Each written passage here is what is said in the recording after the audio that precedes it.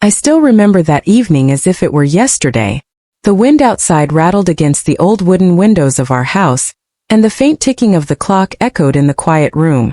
I was folding laundry just as I had done for decades, a routine that had become second nature to me. My husband's coat lay across the chair, its fabric worn and familiar, holding the scent of him, a mix of tobacco and the faint cologne he had worn since his youth. My wrinkled hand, slow but steady, reached into the pocket. At first, I thought I'd find nothing but the usual, a handkerchief, maybe a receipt from the store or a small note to himself. But instead my fingers brushed against folded paper, soft and fragile from being hidden for too long. When I pulled it out, my heart gave a strange jolt. It was a letter. Neatly folded, sealed once upon a time, but now creased from being carried close. I hesitated. My husband was in the other room, humming a tune I had heard him hum for years, as if nothing in the world had changed. My hands trembled as I opened the paper, my eyes straining to make out the faded ink. And then the words pierced my heart like a blade.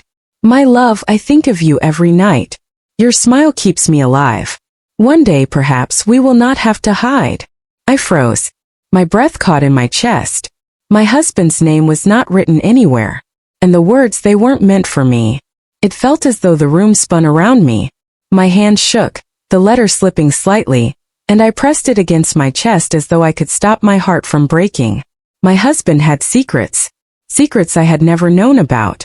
I glanced toward the doorway where his shadow moved across the hall, and I asked myself a question I was too afraid to say aloud. Had I been living a lie? I folded the letter back, my mind clouded with doubt, anger, fear. I wanted to confront him, but my lips refused to speak. I wanted to scream, but silence bound me. So instead I kept the letter. I slipped it into my apron pocket, and I sat there, staring at the floor, feeling the weight of decades of marriage pressing down on me. And in that moment, dear child, as you sit here listening to me, I want to ask you something. If you had found a letter like that, hidden in the person you trusted most, would you have read it till the end, or torn it apart before the truth could hurt you more? 'Cause I couldn't stop reading. The letter wasn't long, but every word carved a wound deeper than the last. Whoever wrote it had known my husband well enough to write with love, with longing, with a passion I hadn't seen in him for years. And the most painful part? The handwriting wasn't mine. It wasn't familiar at all. I folded it once more and slipped it into the drawer beside my bed. That night I lay awake beside him, listening to his even breathing, while my heart screamed in silence. Every time his hand brushed mine in sleep, I flinched. Every time he shifted, I feared he would wake and ask me why I was trembling. But he never did. He slept peacefully, as though nothing had been discovered. And me? I stared into the darkness, clutching a secret that would change everything. That was the night my world began to crack. The next morning, the house felt colder than usual. The kettle whistled, steam filling the small kitchen, but even the warmth of tea could not chase away the chill that clung to my bones. I placed his cup before him, just as I always did, my hand steady on the outside, though my insides quivered like fragile glass. He smiled at me, that same soft smile that had once made my heart flutter in my youth. But now I found myself staring at his lips, wondering if those lips had whispered the words I had read in that letter, and to whom. I stirred my own tea slowly, my spoon clinking against the porcelain. My eyes darted to his coat hanging by the door. Did he know the letter was gone? Would he ask? But he simply sipped his tea, sighed contentedly, and opened the newspaper. It almost broke me. How could a man live with such calm when my soul was in turmoil? As the day passed, I tried to busy myself, sweeping the floor, peeling potatoes, humming to myself like I always had. But every corner of this house seemed to whisper, "Who was she?" Every creak of the floor seemed to ask, "How long has he hidden this?" By afternoon I could no longer contain it. I walked to the drawer, pulled out the letter again and read it once more. Each word sank deeper. Your touch lingers with me. One day, I'll have you without the world judging us. I pressed my hand against my mouth to stifle a cry. My husband, the man who had built a life with me, who had promised me eternity under the church bells, had carried another woman's words so close to his heart. That night, as we lay in bed, I turned my back to him. My mind was a storm, my heart pounding, but he He simply reached over, draped his arm around me and fell into sleep. I stared into the dark, my eyes burning with unshed tears. I wanted to ask him, to shake him awake and scream. Who is she? What are these letters? Why would you do this to me? But my lips stayed sealed. Fear kept me silent, fear of the answer. The next day I tried another way. I watched him closely. I studied the way he tied his shoes, the way he stepped out into the morning, the way he carried himself. Was there guilt in his walk? Was there shame in his eyes? But all I saw was the same man I had known for years. Steady, calm, predictable. And yet my heart refused to believe. Child, let me ask you something. If you were in my place, would you confront him immediately and risk shattering your marriage in a single night? Or would you wait, watch, and hope the truth reveals itself without your asking? As I waited. And in that waiting I tormented myself. Every smile he gave me I questioned. Every gentle gesture I doubted. The life we had built, the meals we shared, the laughter, the quiet evenings by the fire. All of it began to feel like a performance. Was it real? Or had it been painted over lies? One afternoon I decided to test him. I left the coat folded neatly, but in a way that he would notice if something was missing. I wanted to see if he would search, panic, ask. But he didn't. He wore it, hummed his usual tune, and left for town. I stood by the window watching him disappear down the street, his figure growing smaller with each step, and a tear rolled down my cheek. If he noticed the letter was gone, he hid it well. That night, after he returned, I placed dinner before him. He ate heartily, speaking about the weather, about the neighbors, about how the harvest would be good this year. His words fell on my ears like distant echoes. I nodded, smiled faintly, but inside I screamed, "Tell me the truth. Tell me something. Give me a reason not to doubt you." But nothing came. It was then I realized something heartbreaking. Sometimes silence is not peace. Sometimes silence is the loudest betrayal of all. Days turned into weeks and still I kept the letter hidden. It felt like a secret poison I carried close to my heart, a silent burden no one else could see. My husband continued with his routine, walking to town, tending to the garden, reading by the fire in the evenings. From the outside, everything looked normal. But within me, nothing was normal anymore. I began noticing things I had never noticed before. The way he sometimes paused in thought, staring at the flames as though remembering something far away. The way his smile sometimes faltered when I caught his eyes. Were those signs of guilt? Or were they simply the shadows of age? One afternoon, as I folded laundry again, my fingers brushed against the pocket of another of his coats. For a moment my breath caught. Could there be more? With trembling hands I reached inside, but all I found was a crumpled grocery receipt. Relief and disappointment tangled within me. But then another discovery came. While dusting the old cabinet in our room, I found a small wooden box tucked behind books. My heart raced as I pulled it out. Its surface was scratched, its lock rusted. My hands shook as I pried it open. Inside were letters. More letters. Folded neatly, tied with a ribbon, their paper yellowed with time. I opened one. The same handwriting. The same tenderness. "You are the only light in my darkness." Another. "If only things were different, we could be free." I felt my knees weaken, and I sank into the chair, clutching the letters against my chest. It wasn't just one slip of paper. It wasn't just one secret. This had been going on for years. When I heard his footsteps coming down the hall, I panicked. I shoved the letters back, hid the box, and quickly returned to my work. He entered the room, glanced at me, and smiled, as if nothing had changed. But everything had changed.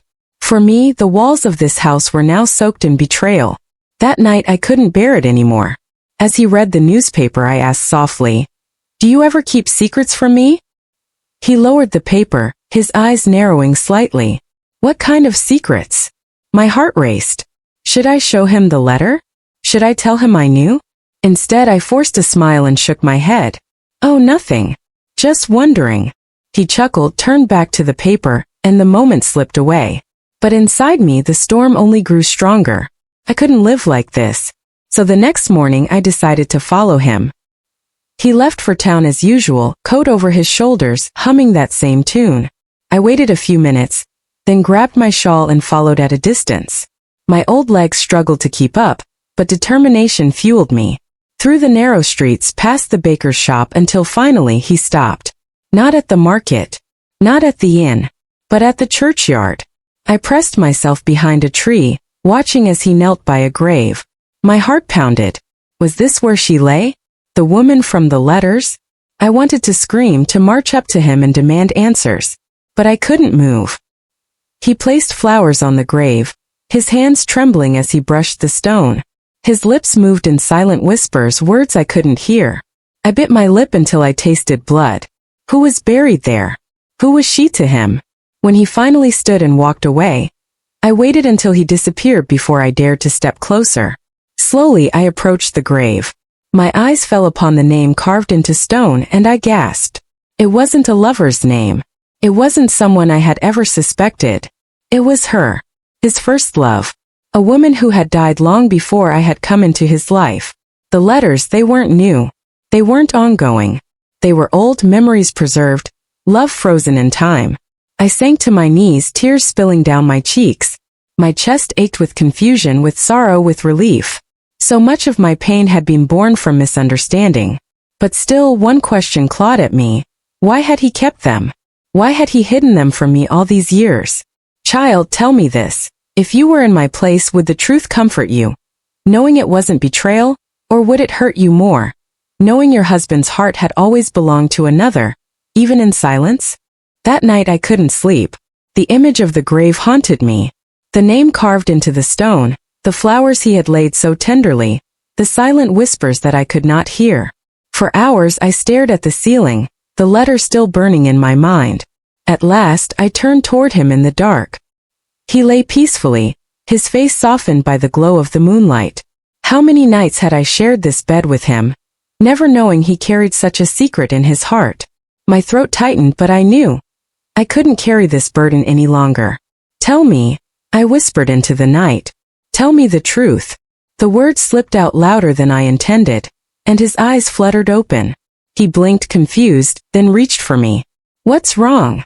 I sat up, clutching the blanket against my chest. My hands trembled as I pulled the folded letter from my apron pocket. I placed it before him. I found this, I said, my voice cracking. His face went pale. He stared at the letter as though it were a ghost. For a long moment silence filled the room. I thought he might deny it, thought he might spin lies. But then he sighed, a sound so heavy it carried years of sorrow. She was my first love, he whispered finally. Before you. Before this life we built. She died young, long before you and I met.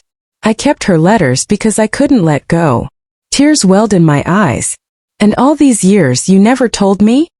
He reached for my hand, his touch trembling. Not because I didn't love you. I did.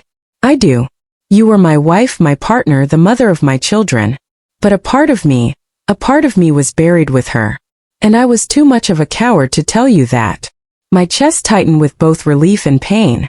Relief because the betrayal I had feared wasn't true. Pain because I realized I had never truly owned all of his heart. I turned away, tears streaming freely now. Do you know what it felt like finding those letters? To believe you were giving me everything, only to learn you had a secret place in your soul that was never mine. His voice cracked. I'm sorry. I never meant for you to feel that way. I couldn't destroy those memories. She was part of who I was before I became yours. The words cut deep, but they also carried a strange truth. Love isn't always simple. Hearts can carry more than one story, more than one scar. We sat in silence, the only sound the ticking of the clock on the wall. Finally I asked softly, "Do you love me?" He lifted my hand to his lips. "With everything I have left to give." And in that moment I understood. I had been his second chapter, not his first. But chapters still matter. Without them the book is not whole. I laid my head against his chest, listening to the steady rhythm of his heart. It still beat for me, even if once long ago it had beaten for another. The next morning I made a choice. I took the letters from their box, tied them neatly again, and handed them to him. "These are yours," I said. "Keep them if you must. But don't hide them from me anymore. Let me carry that part of you too." His eyes filled with tears. Tears I had seen only a handful of times in our long years together. He nodded, clutching the letters to his chest as though they were both a wound and a healing. From that day on there were no more secrets. The letters remained in the box, but the silence between us was gone. We spoke of her sometimes in hushed tones, as though remembering a ghost. And though it hurt, it also healed. Years later, when his health began to fail and his breaths grew shallow, I sat by his bedside, holding his hand. He whispered to me then with the last of his strength, "You were my forever. Even with her in my past, you were my forever." And child, as I tell you this story now, my wrinkled hands trembling, my eyes blurred with tears, I want you to know something. Love is not always perfect. It is not always unbroken. Sometimes it is scarred, sometimes shared with memories we cannot erase. But that does not make it less true. If you love someone, love them with all you have, even if they carry ghosts in their heart. Because at the end what matters is not who came first, but who stayed until the last breath. And that, dear one, is the truth I carried with me all these years. A truth born from a letter in a coat pocket. A truth that shattered me once, but in the end also set me free.